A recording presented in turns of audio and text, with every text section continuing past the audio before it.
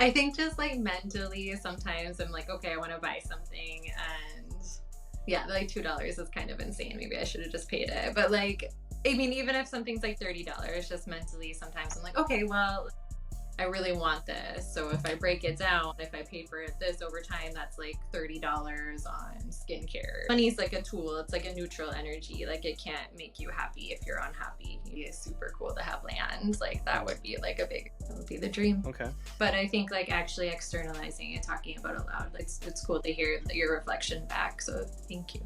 I'm Alicia and I'm 32 and I currently live in Minnesota and I am a 1 year old, so she takes up quite a bit of my time. In the past, I've worked full time, but right now I'm just kind of like working a little bit and doing some like side work. So I'm making probably about $600 a month. So I guess that's about 7,200 annually. Okay. And when you did work, what kind of job did you used to have? Like my last full time job, I was working in a law firm in admin. Would you want to do something like that in the future, or do you think you want to try something completely different and go that direction instead? No, like I enjoyed the experience, but I would prefer to do something else.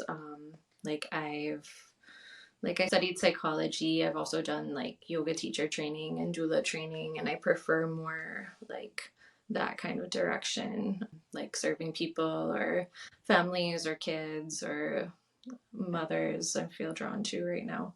Okay. Would you consider going to school or getting training for that direction, or you think you want to do something where maybe there's no classes or degrees needed, and it's more like, maybe you're a yoga instructor, you're some kind of coach for psychology. Which route would you rather take? Yeah, I'm not really sure, but I think I would lean more the second direction just because I feel like, I think like education and getting the tools you need is valuable, but it's not like a sure thing. Like you still need to do something with it. And I also feel like I'm in a place where I've had like a fair amount of life experience, which I find valuable. So, I mean, I wouldn't like never say never, but at this point in my life, I'm not particularly interested, especially with other responsibilities that I have.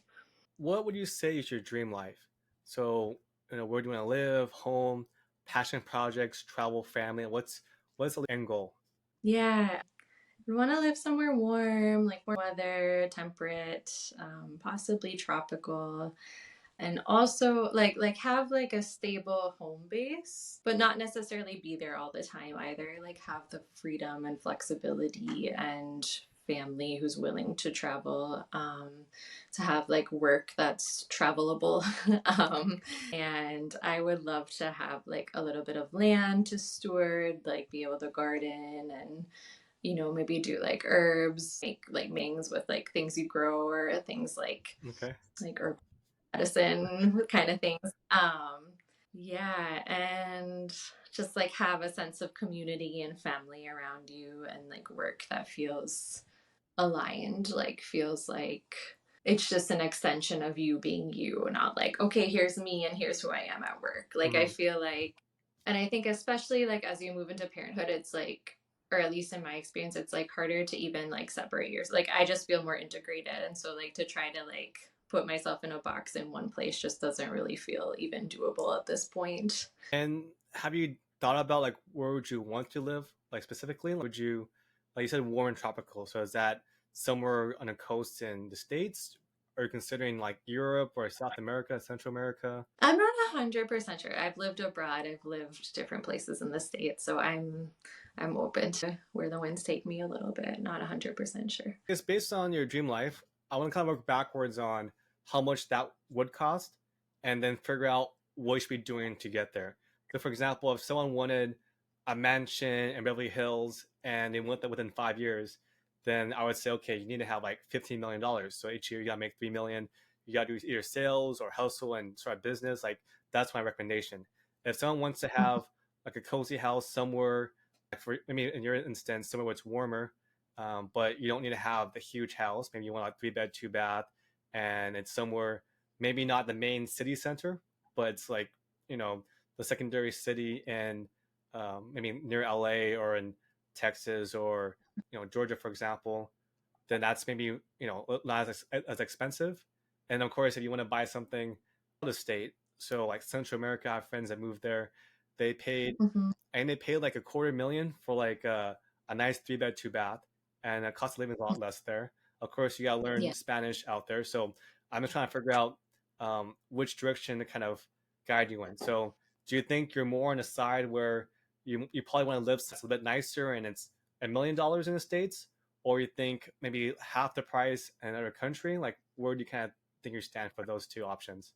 Let's go with the second one. Okay, so maybe something in the 500K, and maybe it's outside the country or just secondary or third Yeah. tertiary city in the states. Okay, and in terms of other bigger expenses that you might have, so you mentioned you want to travel. So do you want to travel like half the year, maybe twice a year, and maybe it's 10,000 a year for traveling? Like, I mean, I would be open to something very like perhaps if there was like, house sitting or like, mhm, okay, you have an opportunity to like live in Greece for 3 months, like taking care of someone's pets.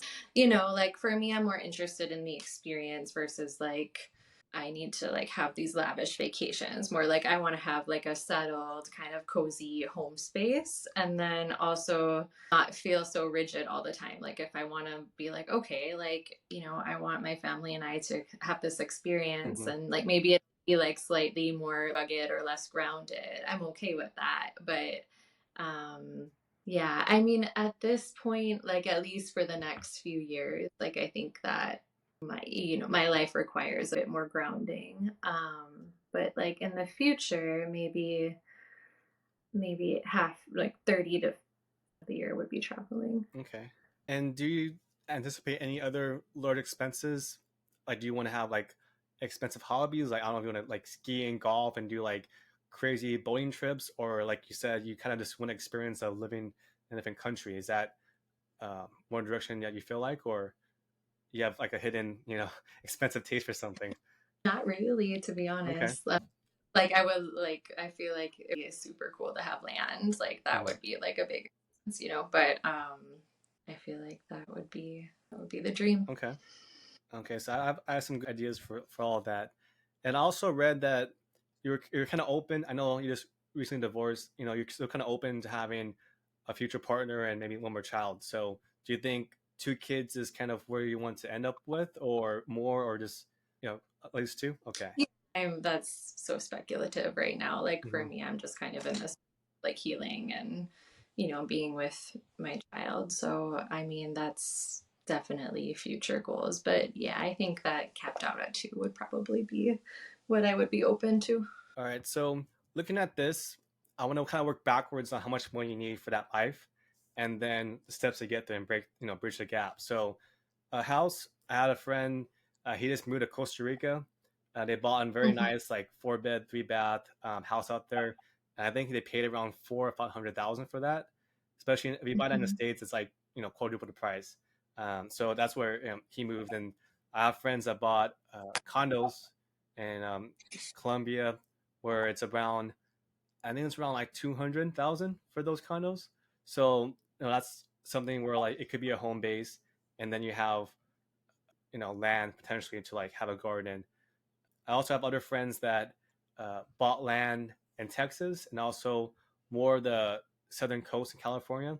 So between Los Angeles and San Diego, there's a lot of land and coastal space there, and not many people live there. But I had an uncle that moved there maybe 5 years ago.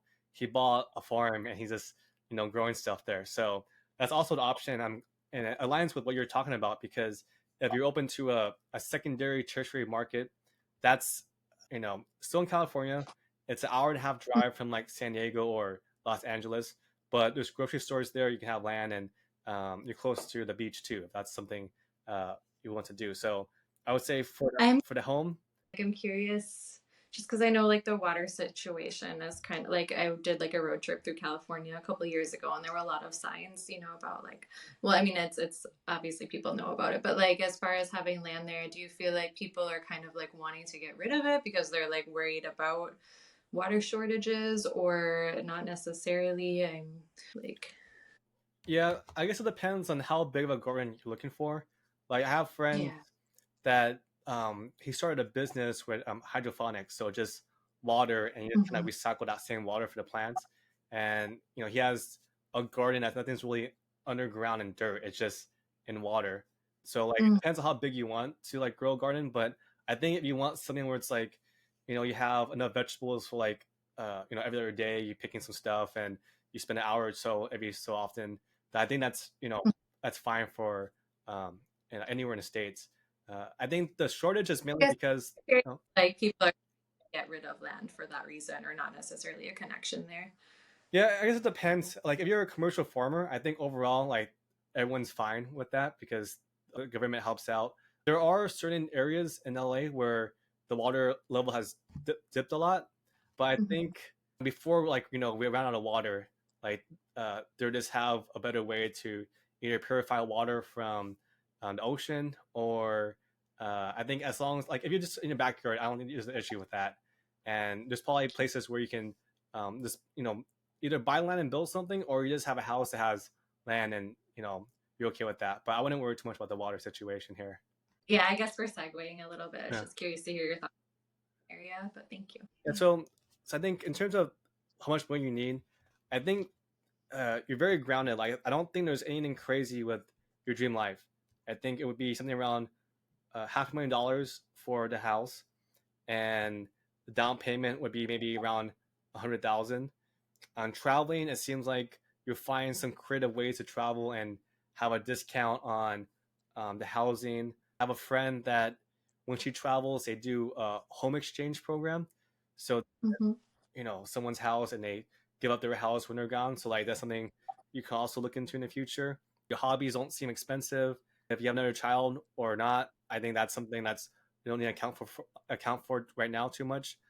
Um, Other big expenses would just be the ongoing expenses. So you have your taxes, insurance, food, travel. I think all that's quite low. So when we get into your budget, we'll see more on how much we need for that. But this is a good start on our conversation. So let's shift into expenses. So I looked at your bank account. I looked into your credit card. Yeah, nothing too crazy there. I think your expenses are quite low. I have a couple questions. One is I see some of these afterpay credits. It seems like every week or so it's like $2 for some things. Do you know what that for? I think just like mentally, sometimes I'm like, okay, I want to buy something, and yeah, like $2 is kind of insane. Maybe I should have just paid it. But like, I mean, even if something's like $30, just mentally, sometimes I'm like, okay, well, I have the money in my savings for a little bit. It's generating interest, like, or I'll think about it like, okay, maybe I'm spending like I really want this. So if I break it down, if I pay for it this over time, that's like $30 on skincare per Gotcha. month. Okay. And that's Okay. splurging. I don't know. I Okay. mean, I don't know if it's like, that's my thinking process. Gotcha. No, I think that's fine as long as you're not. I mean, it's kind of a marketing tactic. So it's like, oh, it's $100, but you can break it up and it's less, and then you just buy it. So as long as you're buying things you need and you can budget for it, I'm good with that. This is more of if it was like a late fee for something. So just making sure that they're not charging you because you didn't pay for something. So okay, that looks good. And then No, for I think like credit cards and credit very smartly. Like I'm really never paying fees on that. Yeah. okay, awesome. And let's go into other expenses. So it sounds like you moved back with your family. So do you have any rent? Do you help out with groceries? What's the agreement on that? I don't have a lot of expenses right now. I mean, so for my daughter, I probably have, I don't know, $50 to $100 in expenses for her a month for various, clothes or things she needs. I have I share like a phone plan with friends, so I spend like $15 a month on my phone bill, which is amazing. I do still have some student loans that I'll need to figure out what's going on with that because that seems to be finally ending perhaps now.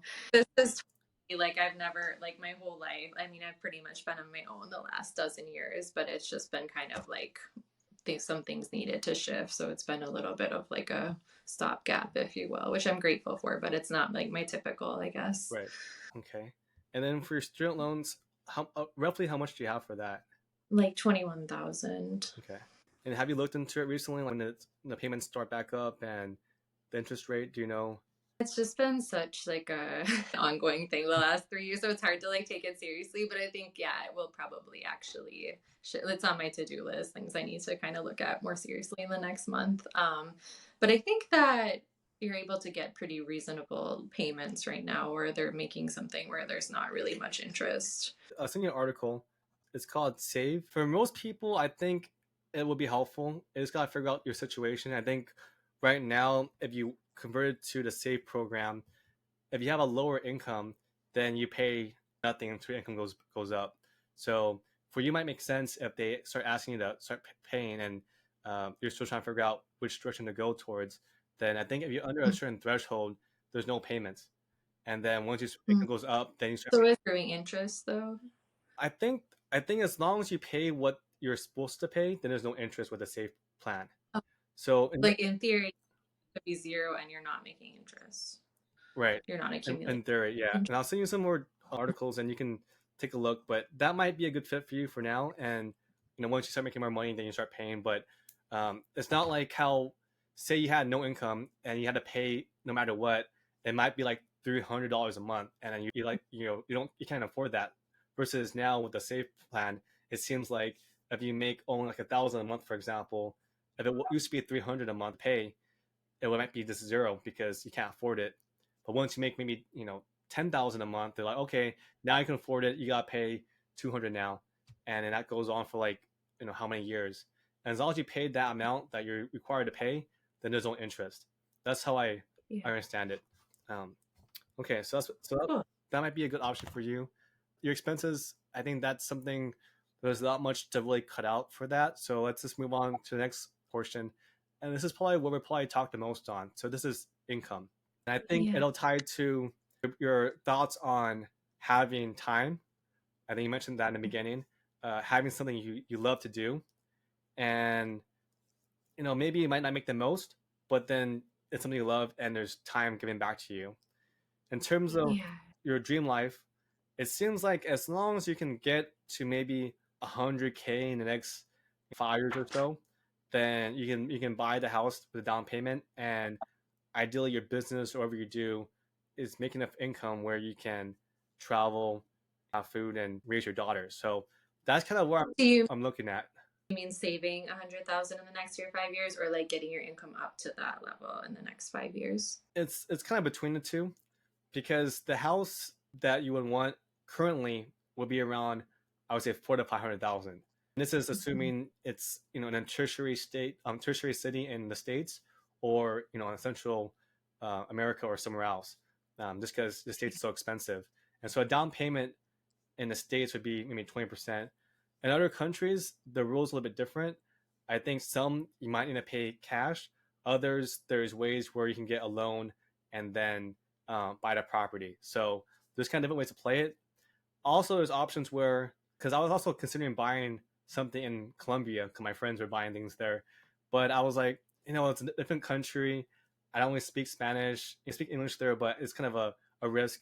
And I think the biggest thing was just to be there for like monthly rent. It's very cheap. I have a very nice 3 bedroom for like, I think it's like $1,000 a month. So in my mind, I'm like, either I paid 200 cash to buy this condo, or I just visit it for a year and pay 12,000, and then I'm just. But I think if you have this nest egg, then it opens doors for you. Like you can buy something, you can just live somewhere and rent. And there's this concept that my old mentor taught me. It's buy what you can rent out and then rent where you live. So, for example, if you want to go to Colombia for like a year or two, maybe you find a house sitting situation, or you just pay the rent. In 2 years, you might pay 20,000 maybe. But if you bought up, and then if you bought a property in the states, maybe in Minnesota where your family are, you can buy a single family home, a condo, and you rent it out, and an income as it appreciates and the rents go up, you might be making 300 a month and then 500 per month. And as that rent goes up, you can just use that money to pay your rent in another country or another state. So it's not necessarily you have to buy something and live there yourself. You can just buy it, rent it out, make money, and then use that money Yeah. to just pay rent somewhere else. It's kind of a different mindset shift, because everyone's like, "Oh, I gotta buy a house." I have all these friends. They're like, "Oh, I'm gonna turn 30. I gotta buy a house." I'm like, "No, you don't." So I have all these friends buying condos, and I'm like, "I don't know what's the best thing for you. I'd rather just buy something out of state, get the rent money, and then that money you can shop, you can travel, you can rent, and it's more flexible." So that's something that also might work for you. 'Cause I think in Minnesota, I have a few friends that invest there, and it's still a good market. I think people don't like it because it's cold and it's more north, but you can find, if you have family there, you have an advantage to find a good deal, buy a property, rent it out. Maybe the first year you might not make too much money, but as things appreciate and inflation and rents go up, then you can use that money to live somewhere else. So, to answer your question on having $100,000 in cash, I think between the two things, you can kind of, as you approach there, you can see like what makes sense. Whether you want to buy something, whether you want to buy something locally to rent out, or just have more money to just use towards rent. There's different options for that. So I think, yeah, that is where I feel like some mental block now is because like I feel like not the housing thing, but like the income thing. Like, I'm definitely kind of interested in entrepreneurial route and like kind of, I would love to generate some passive income streams. I think that that would be really helpful for me right now. I mean, I think that it's just a little tough because like a lot of my like and my biggest priority finances anything right now is just like creating a secure attachment. Like, I just feel like the first 3 years are so important for that. And so like I think I've done a really good job the first year and Mm-hmm. created a really foundation, and that's kind of like what I wanted to set up before I had a child.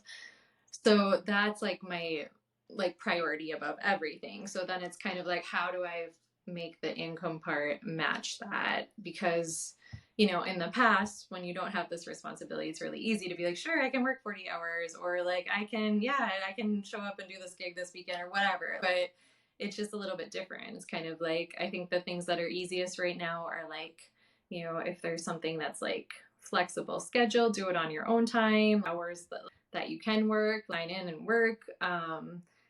So it's just kind of like trying to figure out how to do something that I like that kind of fits that mold. And so, like, I think I mentioned in my application to you, like, I've been kind of putting out some meditation tracks, which feels awesome. Like, it feels really good to do some creative stuff, but just kind of figuring out, I think, yeah, I just feel like I have like some mental blocks around like, how do I actually do that? Like, that's all like sounds really good in theory, but Mm-hmm. it's like a big, how do you get there? No, definitely. Yeah, so let's brainstorm a little bit on the options, and I think we gotta think about the goal in mind and like why we're doing it. So, like you said, you want to have something where it's for your future family, take care of your daughter, also balance with life. So, kind of keeping all those things into consideration and kind of seeing what's the best fit because there's a lot of different routes that I'm gonna kind of spit out and pros and cons and you can say like maybe now is not the good time for that one, but I'll try this or whatnot. So let's start with the ones that you tried already. So it seems like the meditation tracks and that direction. It sounds like you have a passion for it. Like I saw your lights lit up. You're really proud about that. And so I'm not sure how the monetization works for that. I have friends who are content creators and they post on like Instagram and TikTok and YouTube, and over time they build up a following. So, and that's something you're passionate about. The money would take, I would say, it's about 200 to 300 hours to kind of see some money come through, and that's assuming you get better at making content, editing, and it's something people want to see. So Mm-hmm. that's something where the next step for this is find people doing what you want to do. So if someone's maybe look at the app that you put the meditation track on, look at that and see who's a top performer there and figure out like, do they have a YouTube? Do they have a website? And then what do they do to get there? A lot of times they probably posted almost every day for like 2 years, and that's why they're at where they're at. And that's why I say it's about 200 to 300 hours to kind of see some progress and then see some money. But they've been doing it for maybe 2,000 hours already, right? So that's something to see if that's a route you want to take. But again, you won't see money for maybe a year. So it's just kind of figuring out if you want to do that every day and having a schedule where you just post, edit, and do that. So figuring out what they're doing. For more, I think immediate money, and your experience with law and admin, there's a lot of people that still need, it's either admin, you can call it a virtual assistant, a project manager. There's a lot of people that still need Mhm. those skills, and although a lot of those jobs might have been moved out of states because it's cheaper, I think the main Mhm. benefit for the states is just that one, English is better. You understand the society of how the states works, and then two, usually when they do a background check, they can say, okay, like Alicia exists. You talk to her as a real person. Whereas you hire someone in another country, like I think it's it's like you can't even find them because it's like a different country and they have fake IDs and everything like that. So that's the still advantage that you have to find jobs in that space. And if you want to explore that a bit more, you can go to there's gigs online. You can go to like there's a website called Upwork.com, and people can offer services to admin, project manage, be assistant, and just kind of see what people do and how that works. Like some of them are pretty flexible. Someone might just have a need for bookkeeping, for example, and all they're doing is sending you like here's all my receipts. All you gotta do is put in here and then just do it, once every week. And it's flexible. You just wait for the receipts to come in, and you just type it in, and you make a couple of $20, whatever, like how many jobs you have for that. But at least that you get money right now coming in, and Yeah. you can kind of see a difference between the two, where the meditation route is almost no money right now, but it can grow to a lot. Whereas Yeah. the admin, project management, assistant jobs, you get cash right now, but it's not really going to grow unless you like hire a team under you, which is a totally different business model. But that's kind of like the two extreme directions. So, do you think you want to be one side versus the other? Or you think you want to try to do both and like just kind of have some cash going Yeah. in? What do you think you're at? Think it kind of needs to be a combination. And I don't remember if I like put this on my application, but so for the past couple of years I've been with a startup that does like they use cognitive behavioral therapy techniques to do like peer-to-peer support.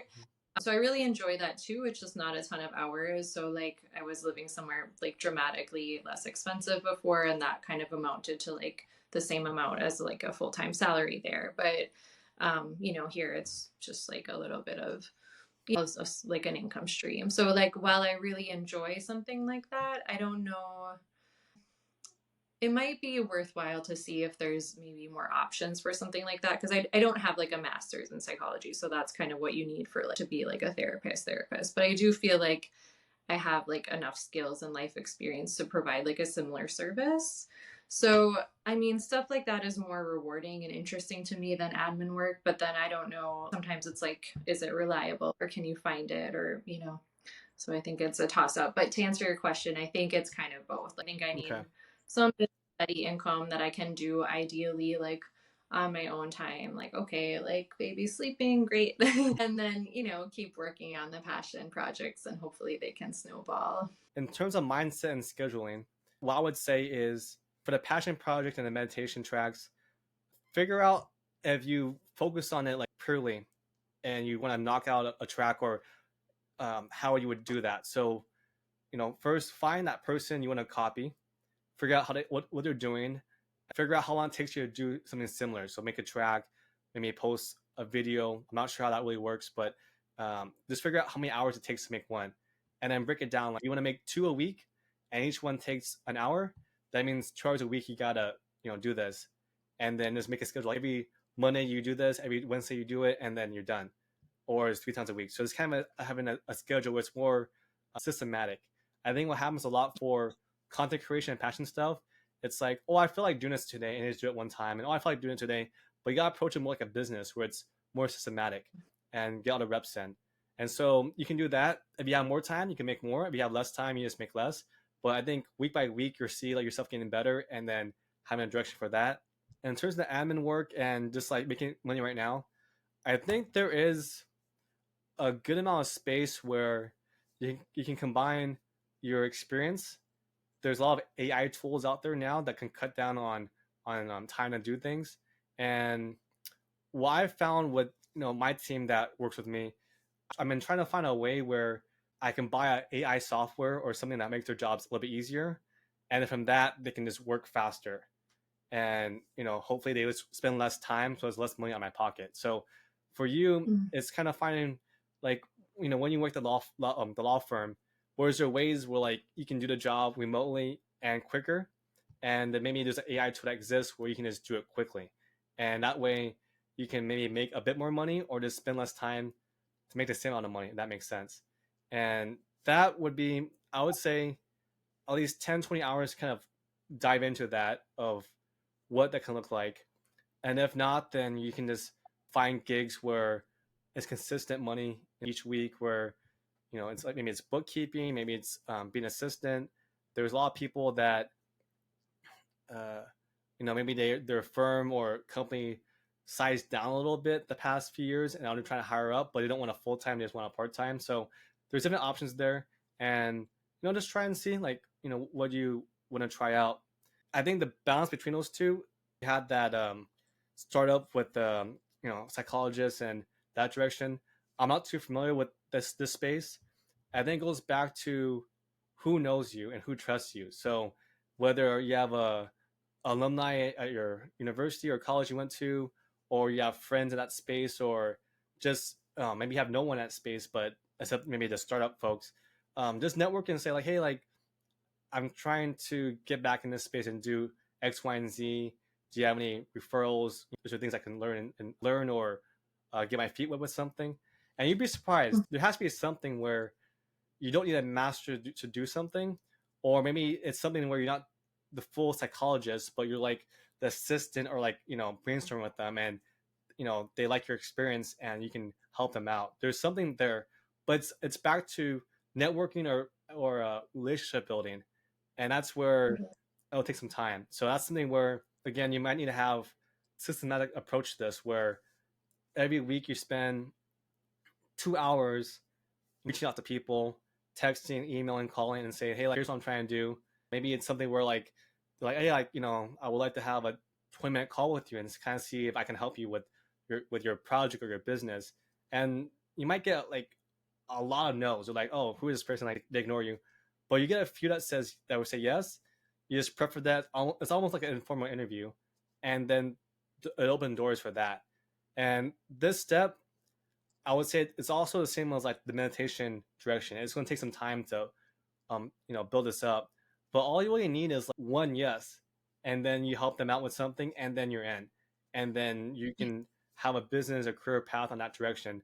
And it's back to the systematic approach. Like, don't don't have too much emotion where it's like, oh, they rejected me, or this person ghosted me. And just say like, after a follow up, I'm gonna try again next week, and then you just follow up. If they don't respond, then you find someone else to talk to, and then after like 3 months, just kind of reevaluate where you're at. Meditation track, is that if that route's working, like psychologist, some kind of job or assistant job in that direction, are you making any progress with that? And then the admin work, if you have anything between the two where it's something you still enjoy doing, it's flexible, and it might lead to something. And I'm not too sure right now. It's just after 3 months, you see how things kind of fall into place. And I think that's probably, I would say, maybe try that for now and just kind of see like maybe there's something new you find out, and just networking with other people. I learned a lot of different things I didn't know existed. It's all these jobs. I'm like, how do you make money doing that? They're like, oh, I do it this way. That's very niche, but that's very smart. I never thought about Yeah. that, right? And even for you, it might be something like you never even thought about where you can start a business in that direction. So, for example, for you, you're a new mother. You have a daughter. Maybe from the experience, you realize, oh, I wish this existed. Like I wish for food or the bottle or like how she sleeps, you wish something existed. Look it up and like see like does that exist or not. And then that's something where like if there's a need, there's a business opportunity. Now it's a totally different space, e-commerce or having a business, but that's something where like just look into like watching videos, read a book about that, and you might just realize, hey, like, I actually want to do this instead, because I have friends, I'm in e-commerce space, I have friends in e-commerce, and if you find a good product, like you can go from zero to a million very quick. Of course, Do you mean the project or the product, or do you mean like kind of just like creating like a website that's like caters to this and this and this and figuring out how to. kind of it's either. So you might find something where I don't know, like maybe the you wish that there was a longer strap on the seatbelt for your baby, or you wish that there was a better way of feeding them, and you might make some prototypes yourself or like test things out, and the market doesn't have that, then you can make a product in that space. This is more advanced, but like that's something unique for that space. But there's ways where you might just need to tweak an existing product. So like my friend, he made this I guess he needed more hooks for his car and for his stroller, so he made some of his own hooks and wrapped them around there. And it's like, I guess it worked well. People bought it from him, and it's not a $1 million idea, but for that niche need, other parents needed that. And he said, "Oh, like all I did Mhm. was make this." And so, with that extreme case where you have a factory that makes this new product for you. Like for myself, I've done that a couple of times where I've 3D modeled a product. I had a prototype made, and then I have overseas they injection mold it, and then I sell in the states.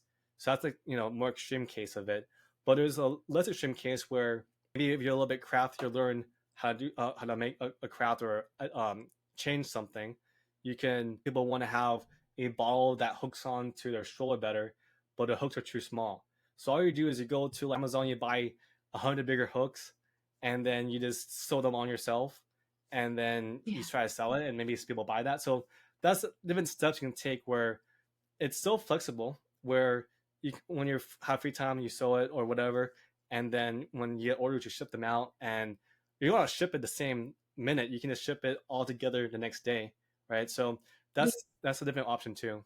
I've also thought about like print on demand spaces and kind of did some research in that area. I just like sometimes I feel confused about like, is there actually still money? Or is like sometimes I almost get the sense that like the market is like saturated with people saying like, so much money doing this, like almost hyping themselves up more. And I Right. mean, I'm sure that it's a bit of both. I just feel like it's hard to get an accurate read on. Like, I'm like, oh, it could be cool to do like, designs on baby clothes and do like a print on demand shop, like, which, would same thing would require like a definite like time investment. But I just Mm-hmm. like, it's, I think I just struggle. Like, is this still like as profitable as people make it out to be, or is it just kind of hype? Right. Yeah. So I would say for baby clothes and print on demand, I think, and this is what when I first started my first business, this is something that I had to learn.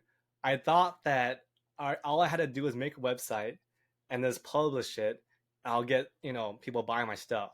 So I spent all this time on this website. I got the product, and then I made a website, and like no one bought it because there's no traffic going to that website. And so same thing in print on demand. You need to have some kind of marketing or traffic going to that site. So this is something where there's potential synergies between the things we talked about. Like, for example, you did this content creation meditation, you know, whether it's like you're a meditation coach or meditation trainer, and from that, people also know that you also have a daughter, and then you have. I'm not super huge on having children in videos and like products, but you can just take a picture of your baby like face down and just wearing the clothes, for example, and you say like, oh, like here's something I made for my daughter, and as you grow a following, people are like, oh, I like that design, and that's the traffic to sell the print on demand, because if all you do is you go on a website and say like, oh, I'm gonna just put my design there and people are gonna print it out and buy a T-shirt, that's not going to work right now. There's too much competition. So you need to have that Yeah. traffic that you create yourself. So it's either you have a community, you post pictures of your designs and say like here's why I did it and here's why. Also find a niche within that niche. So for example, you have baby clothes and all you do is put a happy face on it. No one's gonna buy that because all these things are the same thing. But if you have Mhm. something where I don't like politics, but like say you had a political like 2024 whatever election politics phrase, or you had maybe this year a sports team in Minnesota's doing really well, like the Vikings. I think this year the Vikings look pretty good this year. So like see how like Vikings designs, and I think and I don't even follow football, but like your main receiver is really good, and like people might want to buy that. Like maybe it's something where you target uh, people that want to buy gifts for their friends' babies, and it's a gift, and they know like, that family is a big Minnesota Vikings fan. So then you run ads or you target those people, and they're like, oh, like like so and so is a huge Vikings fan, like make them they should buy this. And the way you can market that is there's probably Facebook groups that there's fan groups for the Vikings.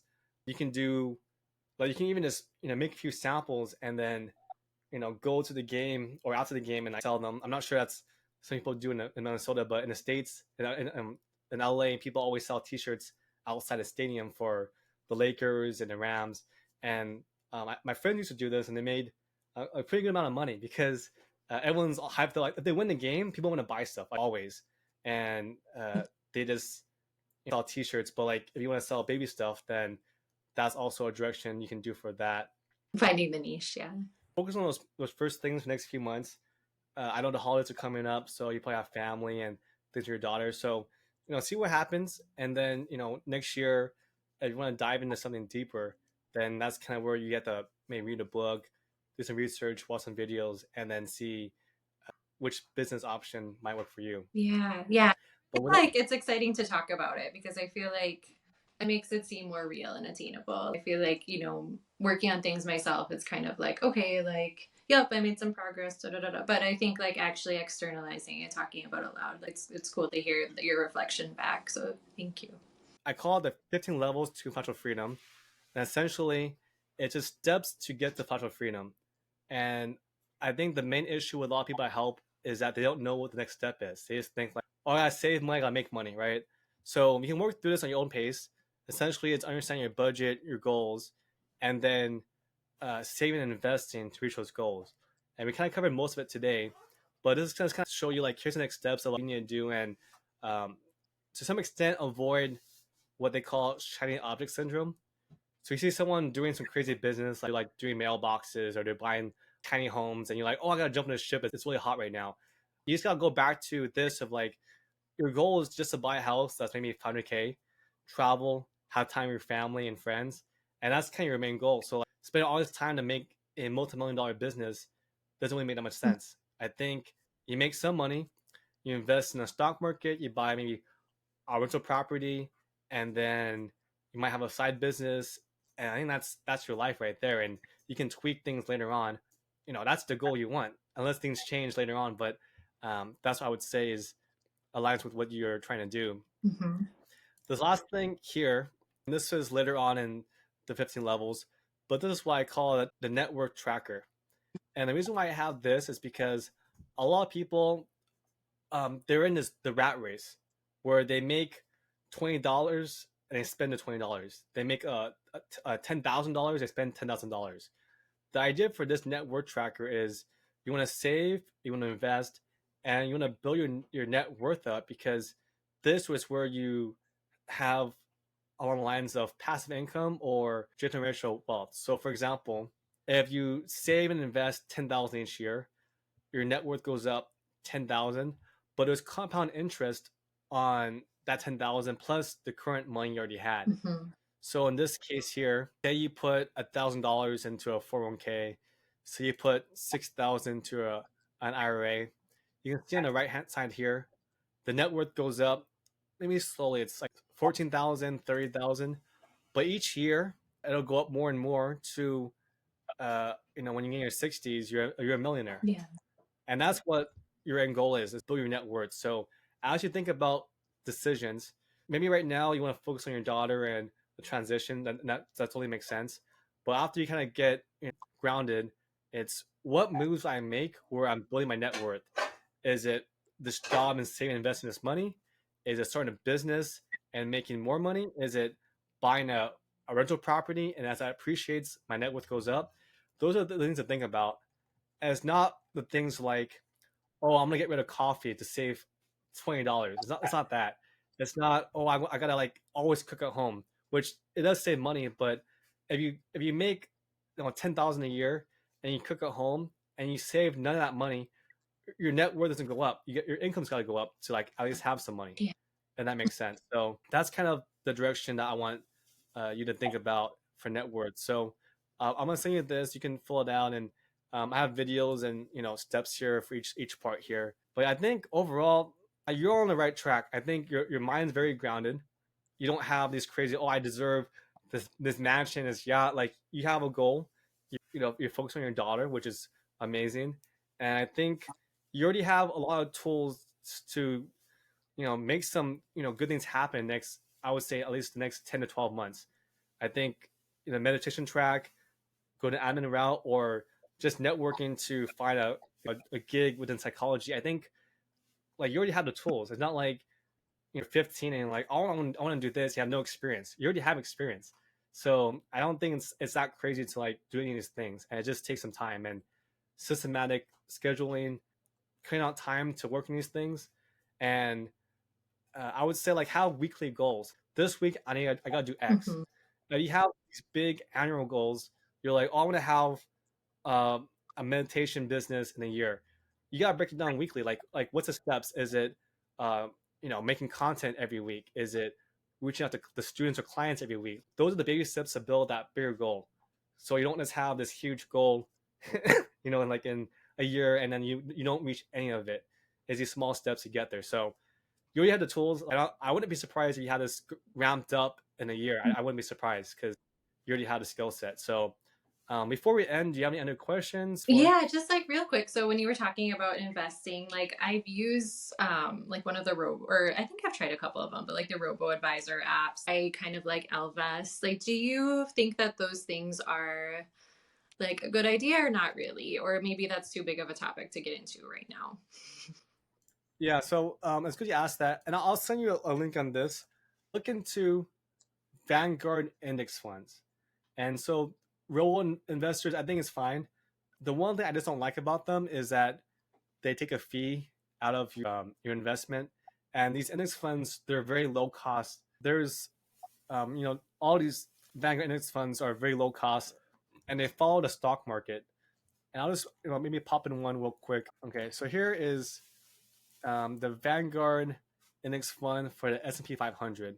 And you can watch YouTube videos. You can read about this. The expense ratio is 0.04%. So that's how much you pay each year to have your money in this account. Whereas robo investors, they have this fee plus another fee. I just don't like fees. That's why I just do myself this way. And you can see with this, it's kind of like shopping. Like price here, so it's like shopping. So like one share of this is $411. But you can buy fractions of a share too. You can buy half a share, 0.1 of a share, and you can see that the pricing has fluctuated a little bit this month. But you look at it for the 5 year mark, you can see that it's gone up. And you can read more into it and see if this is a good option for you. But you don't need to make it complicated where you buy the Apple stock, you buy Chipotle stock, you buy like American Airlines stock. Like this index fund is a compilation of many different stocks. So as stocks go up and down, it'll just follow the index of the stock market, and historically it goes up 7%. And you can just buy this one, and then maybe like one or two others, and just keep it simple at this three index funds: Vanguard, Target Date, retirement funds. And this is basically based on your age, it'll automatically shift the focus of the portfolio based on when you plan to retire. So when you're younger, your 20s and 30s, it's a bit more aggressive. So it's more stocks in there because it's more risky, but more growth. But as you get in your 60s, closer to retirement, then it transitions to more bonds and this cash because it's more stable, but less growth. So for us, you and I are both young, then you would pick something more aggressive. For you, you're 30, so in your 60s, that would be 30 years. So yeah, so 2050 is a target fund that you can pick. And you can see that the past 5 years, it's gone up and down. This kind of follows the trend of the stock market. But this one, you can see right here, as you turn 13%, which is good because the market's recovered. Mm-hmm. And it's volatile because the target date is in 30 years. So it's a bit more aggressive. There's more stocks in it. Whereas you picked one that's coming up, so to 2025. I guess this one also like dipped because of the they had a recession, but you can see that in the past year-to-date returns only 9%, so 5% less. And the reason why is because this one, for people that plan to retire in 2025, and so it's less stocks, more bonds, so there's less growth. and that's the main difference between those two. Yeah. But for you, you can pick either the 2050 target retirement fund. You can open a Roth IRA. I'm not sure you already have one of those yet, but that's something where there's tax advantages to that. You can put 6,500 into it. I'll send you more details about that. Mhm. But with this, these things all contribute to your net worth. So you can see up here, I have a Vanguard IRA. You can put up to 6,500 each year, and it'll just keep compounding and growing and growing. And then when you retire, you can pull out the money and all the appreciation tax free. Mm. Really great route where, especially for you, if you care more about living a job, you care more about the time in your life, then all you gotta do is put 6,500 into this thing, and uh, when you retire, it'd be $1 million. Based on historic 7% growth of the market. So that's kind of for you it'll fit really well versus you trying to hustle and work 80-hour weeks and try to be a millionaire next year. Like that's not what you're trying to do. Right. So all you gotta do is invest slowly and surely, and you'll be a millionaire in your 60s. And of course, you have more money, you can invest more. But all these things, I think, will work a lot for your time horizon and your strategy for the next at least 5 to 10 years. Yeah. Cool. Well, I feel like, yeah, like I feel like my brain's kind of like, okay, that's a like I mean, I feel like it's been a lot of really great information, but I think I'm kind of at capacity. But yeah, I really Yeah. enjoyed connecting with you. And Here's the next steps for Alicia. First, take some time to breathe and take care of her 1-year-old daughter. Her expenses are very low living at home, and she can afford to figure out her income over the next 6 months.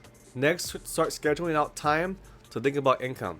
You can start with a few hours each week and then grow to 10 to 15 hours a week. You can look for a part-time, flexible admin job that's also remote. Check out Indeed, LinkedIn, and flexjobs.com. If she wants to pursue content creation and make more meditation tracks, I study a few folks who are successful and copy them, make similar videos, engage with the audience, and add her own personal twist to it. I'm not too familiar with how to land a psychologist or behavior gig. I probably take about 10 to 15 hours to do research and reach out to others and network to learn about the skill sets needed and apply for those gigs. A gig that's flexible and has some income is participating in clinical studies. I have friends that use userinterviews.com to find clinical studies. And more recently, my friends received free yoga mats from these studies. Lastly, Alicia should take some time to test out different routines.